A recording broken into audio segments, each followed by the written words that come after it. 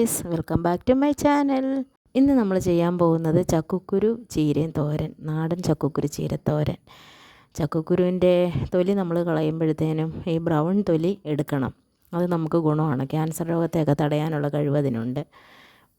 ചീര എന്ന് പറയുമ്പോൾ നമ്മുടെ വേലിച്ചീരയില്ലേ, വേലിച്ചീര എന്ന് പറയും, ചില സ്ഥലങ്ങളിൽ കറിവേപ്പില ചീര എന്ന് പറയും. ആ ചീരയും ചക്കക്കുരുവും ഉള്ള കറി പഴയ കാലത്ത് എല്ലാവർക്കും അറിയാം. പണ്ടത്തെ ഒരു വിശിഷ്ടമായ കറിയാണ്, നല്ല ടേസ്റ്റും. അത് മാത്രം മതി ചോറുണ്ണാൻ. എന്നാൽ നമുക്ക് നൊസ്റ്റാൾജിയയിലേക്ക് പോകാം.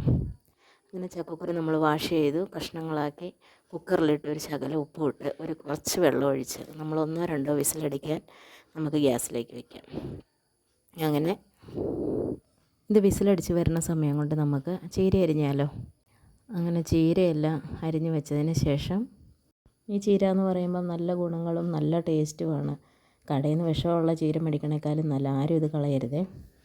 പിന്നെ നമുക്കിനി ഇച്ചിരി തേങ്ങ അരയ്ക്കാം. കുറച്ച് തേങ്ങയും ഒരു കുഞ്ഞ് കഷ്ണം ഇഞ്ചിയും 2 പച്ചമുളകും ഒരു ശകലം മഞ്ഞൾപ്പൊടി, പിന്നെ ഒരു 2 കഷ്ണം ഉള്ളി. ഇത് നമുക്കൊന്ന് ചതച്ചെടുക്കാം. അതിന് ശേഷം നമുക്ക് പാൻ ചൂടാക്കാൻ വയ്ക്കാം. അതിൽ വെളിച്ചെണ്ണ ഒഴിച്ചതിന് ശേഷം ചൂടായി വരുമ്പോൾ കുറച്ച് കടുക് ഇടുക.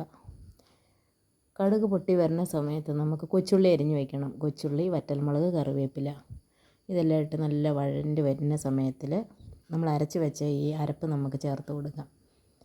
അരപ്പ് ചേർത്തൊന്ന് പച്ചമണം എല്ലാം മാറി ഒന്ന് മൂത്ത് വരുന്ന സമയത്ത് നമ്മൾ വേവിച്ച് വെച്ചിട്ടുള്ള ചക്കക്കുരു ഇതിലേക്ക് ഇടണം.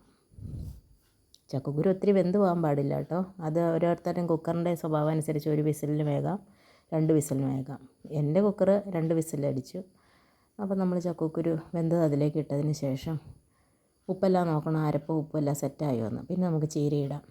ചീര ഇട്ടതിന് ശേഷം എല്ലാം ഒന്ന് ഇളക്കി കൂട്ടി യോജിപ്പിച്ച് നമുക്കൊരു 2-3 മിനിറ്റ്, ചീര ഇട്ടാൽ ഒത്തിരി വേഗരുതല്ലോ, അപ്പോൾ 2-3 മിനിറ്റ് നമുക്ക് കുറച്ച് തീയിലിടുക. കുറച്ച് തീയിലിട്ട് മൂടി വെച്ച് ഒരു 2 പ്രാവശ്യം ഇളക്കി എടുത്തതിന് കഴിഞ്ഞ് നമ്മുടെ കറി സെറ്റായി. ഇത് ചോറ് മാത്രം മതി മക്കളെ. ചോറ് ഒരു ഇച്ചിരി മീൻ വറുത്തത്, ഉണക്കമീനോ പച്ചമീനോ ഏതെങ്കിലും ഒരു കഷ്ണം മീനും ഉണ്ടെങ്കിൽ ബെലെ ഫിഷ്. അപ്പം നമുക്കിവിടെ ഇച്ചിരി ചൂട വറുത്തതിരിപ്പുണ്ടായിരുന്നു, ചൂടയും മത്തിയും വറുത്തതിരിപ്പുണ്ടായിരുന്നു. നമുക്കപ്പോൾ കുത്തിരി ചോറും നല്ല ചൂട് ചോറും ഈ തോരനും മീൻ വറുത്തതും കൂട്ടി കഴിച്ചാലോ. അപ്പോൾ എല്ലാവരും ട്രൈ ചെയ്യുക. നല്ലൊരു ഹെൽത്തി ഫുഡാണ്.